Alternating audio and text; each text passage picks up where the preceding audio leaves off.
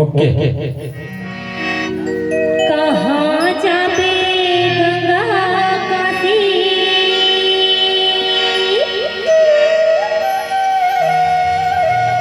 कहाँ जाबे चारों धाम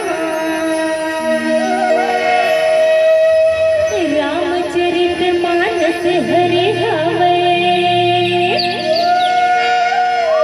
बहती गंगा के धार बहती गंगा के धार। वास्तव में सही बात बोली है ना। अरे आप यहाँ बैठे हो ना, ये समाज गंगा है, ये रामायण गंगा है। कतका सुंदर लगा था, ये बहती गंगा है। रामायण है ना, बहती गंगा है। बहती है गंगा धार तै नहाई लेबे